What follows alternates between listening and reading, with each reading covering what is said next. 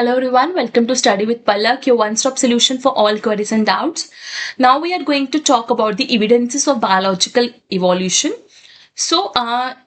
अगर मैं morphological evidences की बात करूँ तो पहले आते हैं हमारे पास होमोलोगस ऑर्गन्स. ठीक है, जिस होमोलोगस ऑर्गन्स वो होते हैं जिनका स्ट्रक्चर सिमिलर होता है, ओरिजिन सेम होती है, बट उनका फंक्शन जो है वो डिफरेंट होता है. ठीक है, मतलब सेम स्ट्रक्चर होगा, ओरिजिन वो एक ही जगह से हुए होंगे. ठीक है, मतलब उनका कॉमन एंसेस्ट्रल स्ट्रक्चर होगा. ठीक है, बट उनके फंक्शंस डिफरेंट होंगे and this is the example of divergent evolution. ठीक है, मतलब उनका फंक्शन जो है मॉडिफाइड हुआ है. ठीक है, according to their environmental needs एंड उनके लाइफस्टाइल के हिसाब से. जैसे कि अगर ह्यूमंस के 4 लिम्स की बात करूं तो वो ग्रास्पिंग वगैरह में हेल्प करते हैं, डॉग्स की वॉकिंग में हेल्प करते हैं, वेल्स की स्विमिंग में हेल्प करते हैं. ठीक है, देन आपके वर्टिब्रेट हार्ट्स एंड ब्रेन्स. ठीक है, basic structure of heart and brains across different vertebrate सबका सिमिलर रहता है, बट सबका जो है कोई स्पेशलाइज्ड फंक्शन होता है. ठीक है, थॉर्न्स एंड टेंड्रिल्स की बात करूं तो थॉर्न्स और टेंड्रिल्स क्या है? थॉर्न्स जो है मॉडिफाइड स्टेम्स है, टेंड्रिल्स भी मॉडिफाइड स्टेम्स है. ठीक है, बट थॉर्न्स का काम है प्रोटेक्शन प्रोवाइड करना, टेंड्रिल्स का काम है सपोर्ट प्रोवाइड करना. एनालॉगस ऑर्गन्स होते हैं जिनका स्ट्रक्चर और ओरिजिन डिफरेंट होता है बट उनका फंक्शन सिमिलर होता है. ठीक है, and they are the result of convergent evolution. ठीक है, जैसे कि wings of bat, bird and butterfly, तीनों जो है फ्लाइट में हेल्प करते हैं, उड़ने में मदद करते हैं, बट इन सबका जो स्ट्रक्चर है वो एनाटॉमिकल मेकअप है वो सबका डिफरेंट है. अगर मैं ऑक्टोपस की आइज की बात करूं, मैमल्स की आइज की बात करूं, दोनों का काम क्या है? देखने में मदद कर रहे हैं, पर दोनों का जो डेवलपमेंटल पाथ है वो दोनों का डिफरेंट है. ठीक है, न स्वीट पोटैटो एंड पोटैटो की बात की जाए, दोनों अंडरग्राउंड स्टेम्स हैं. ठीक है, दोनों का काम है फूड को स्टोर करना, पर दोनों जो है प्लांट के डिफरेंट पार्ट से ओरिजिनेट हुए हैं. ठीक है, अगर वेस्टिजियल ऑर्गन्स की बात की जाए, वेस्टिजियल ऑर्गन्स वो एनाटॉमिकल स्ट्रक्चर्स होते हैं जिनका जो फंक्शन है टाइम के साथ जो है वो खत्म हो चुका है.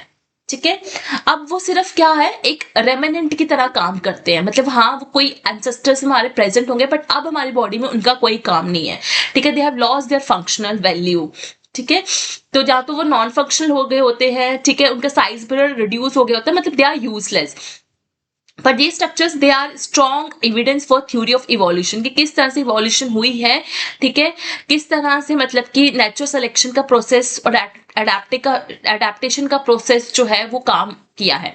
जैसे कि टेल बोन, पहले टेल जो थी सब में प्रेजेंट होती थी हमारे एंसेस्टर्स में, पर जैसे जैसे हमने चलना सीख लिया, बैलेंस करना सीख लिया, वैसे वैसे टेल बोन का जो काम है वो रिड्यूस होता गया. तो आज के टाइम पर सिर्फ टेल बोन एक रेमिनेंट बन चुकी है. पेंडिक्स इज अ वेस्टिजियल ऑर्गन. ठीक है, विजडम टीथ होता है, अक्कलदार जिसको बोलते हो. ठीक है, then auricular muscles around the ear that in most humans have lost the ability to move the ears. ठीक है, पहले क्या होता था, एंसेस्टर्स जो अपने ईयर्स को मूव कर सकते थे, बट अब नहीं होता ऐसा.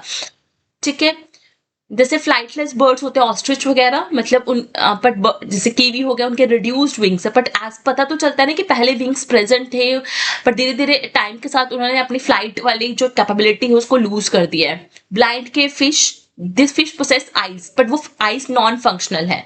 ठीक है, तो वो डार्क इन्वायरमेंट्स में रहना पसंद करती हैं. स्नेक्स के जो मतलब इनके पास वेस्टिजियल पेल्विक वोन्स होती हैं. ठीक है, तो they are the remnant from the lizard like ancestors. ठीक है, जिनमें लिम्स प्रेजेंट होते थे, पर अब इनमें लिम्स प्रेजेंट नहीं है. एम्ब्रियोलॉजिकल इविडेंसेस मतलब कि ये भी इवोल्यूशन के लिए बहुत ज्यादा इंपॉर्टेंट है. इससे हमें पता चलता है कि जो डिफरेंट वर्टिब्रे एम्ब्रियोस है उनकी जो स्टार्टिंग वाली डेवलपमेंटल स्टेजेस है ना वो सिमिलर हैं. ठीक है, तो उससे हमें पता चलता है कि दे शो कॉमन एंसेस्ट्री और उनमें कोई इवोल्यूशनरी हिस्ट्री जो थी वो सेम थी. जैसे gill slits and pharyngeal pouches, तो ये स्ट्रक्चर्स जो है ऑलमोस्ट हर वर्टिब्रेट्स के एम्ब्रियो में पाए जाते हैं and they are the precursors to neck and face structures in land animals, but they remain as gills in fishes. Gill slits और फेरेंजियल पाउचेस जो हैं लैंड एनिमल्स में they are the precursors to neck and face structures, but fishes में they act as a gills. Then tail, many vertebrate embryos including humans develop a tail that is later lost or reduced by birth. मतलब उनके एम्ब्रियोलिक stages में आपको tell देखने को मिलेगी, पर धीरे धीरे वो टेल जो है वो जो है लॉस्ट होती जाएगी. ठीक है, so as embryo progress this share structures develop differently according to the different species. ठीक है, एंड बट इनसे हमें ये पता चल जाता है कि हमारे जो एंसेस्टर्स थे वो कहीं ना कहीं क्या थे, कॉमन थे. ठीक है, So Ernest Haeckel proposed the idea that embryonic development provides evidences for evolution, particularly through his biogenetic law या theory of recapitulation, which suggested that ontogeny recapitulates phylogeny. मतलब कि जो developmental stages है individual embryo की वो mirror the evolutionary stages of its ancestors कि किस तरह से evolution हुई है. ठीक है. So देखो, Haeckel pointed to similarities in vertebrate embryos. This is presence of gill slits, pharyngeal arches in early human and other mammalian embryos. देखो, जो आपके middle ear और ostichian tube है वो हमारे first pharyngeal pouch से develop हुई है. Tonsils जो है second pharyngeal pouch से develop होते हैं. Parathyroid gland and part of thymus that from third and fourth pouches. Thyroid gland from fourth pouches. ठीक है, तो ये जो फेरेंजियल पाउचेस है इनसे हमारे जो नेक और जो फेस वाले जो आपके पोर्शन है ना वो डेवलप हुआ है. ठीक है. Then palaeontological evidences fossils. तो फॉसिल से तो हमें बहुत कुछ पता चलता है. ठीक है. अगर इवोल्यूशन ऑफ हॉर्स की बात करें तो किस तरह से हॉर्स जो है इवॉल्व हुआ. Archaeopteryx that is the connecting link between reptiles and birds. Carbon dating method से हम जो है उस फॉसिल्स की एज को पता कर सकते हैं. ठीक है. देन प्लैटिपस जो है duck billed platypus, this is a connecting link between the reptiles and the mammals. ठीक है. इनमें कुछ रेप्टाइलियन कैरेक्टरिस्टिक्स है like egg laying, cloaca. And mammalian traits है, हेयर स्किन है, मैमेलियन ग्लैंड्स है, डायफ्राग्राम है, सिंगल आयोटिक आर्क है. ठीक है. सो और भी मोनोट्रीम्स है लाइक एकेडिना. ठीक है. जो कि ट्रांजिशनल फीचर्स शो करते हैं मतलब प्लैटिपस की तरह. ठीक है. थैरासिड है, मैमल लाइक रेप्टाइल्स है. ये represent the broader evolutionary lineage connecting reptiles to mammals. ठीक है. बायोजियोग्राफिकल एविडेंसेस में आपके अडेप्टिव रेडिएशन आ जाती है. It is a evolutionary process जहां पे एक एंसेस्ट्रल स्पीशीज जो है खुद को डाइवर्सिफाई करते हैं इनटू मल्टीपल न्यू स्पीशीज. ठीक है. हर एक स्पीशीज जो है डिफरेंट इकोलॉजिकल नीच में खुद को अडेप्ट करती है. ठीक है. इन अ न्यू ज्योग्राफिकल एरिया. ठीक है. सो मोस्टली जो अडेप्टिव रेडिएशन में क्या होता है कि एक सिंगल एंसेस्टर होता है. ठीक है. और वो डाइवर्सिफाई करता है. क्या करता है? डाइवर्सिफाई करता है इनटू डिफरेंट मल्टीपल स्पीशीज. हर एक स्पीशीज खुद को अडेप्ट करती है डिफरेंट इकोलॉजिकल नीच में क्योंकि उनको खाने के लिए, ठीक है, हर चीज के लिए उनको खुद को अडेप्ट करना पड़ता है.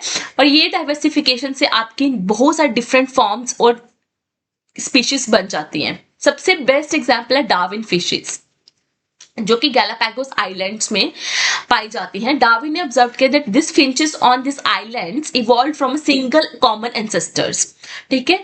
बट सबने के जो अडेप्टेशंस थी वो डिफरेंट थे. डिफरेंट बीक साइज था, बीक शेप डिफरेंट थी क्योंकि वो डिफरेंट आइलैंड्स में सर्वाइव करती और वहां पे डिफरेंट टाइप का फूड अवेलेबल था.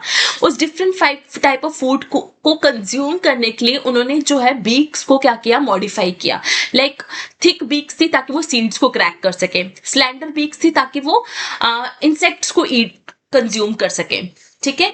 So this is the best example कि हाउ जोग्राफिकल लोकेशन या इन्वायरमेंटल कंडीशंस जो है वो न्यू स्पीशीज, न्यू ट्रेड्स को फॉर्म करने में हेल्प करती है. इसके अलावा हवाईयन हनी क्रीपर्स है. ठीक है. Evolve a variety of bill forms to exploit different available food sources on the archipelago. African cichlid fish है. ठीक है.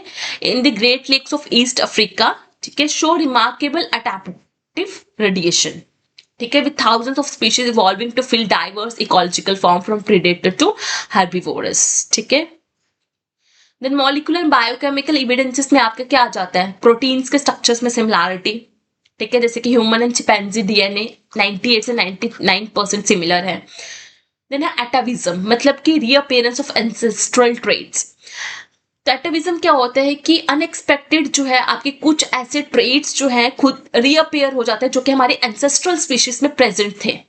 ठीक है. बट हमारे अंदर वो प्रेजेंट नहीं थे बट खुद को रीअपीयर कर रहे हैं. ठीक है. ये रीअपीयरेंस मानी जाती है कि क्यों हो रही है? जब डोरमेंट या इनएक्टिव जीन्स जो है, ठीक है, जिसमें एंसेस्ट्रल ट्रेट्स के करेक्टर इंफॉर्मेशन प्रेजेंट है वो गलती से खुद को एक्सप्रेस कर जाते हैं ड्यू टू म्यूटेशंस. ठीक है. सो जैसे कि ह्यूमंस में अगर टेल्स दोबारा से रीएमर्ज हो जाती है, whales with legs, horses with extra toes. So ये सारे आपके एटाविज्म के कैरेक्टर्स हैं. या प्रेजेंस ऑफ एक्स्ट्रा निपल्स, ये क्लासिक एग्जांपल है एटाविज्म की बिकॉज ये प्रेजेंट होते थे हमारे एंसेस्टर्स में. ठीक है, बट हमारे अंदर नहीं प्रेजेंट होता है एडिशनल निपल्स। ठीक है, तो ये सारे आपके एटाविज्म के एग्जाम्पल्स थे। तो this is all about your evidences of biological evolution.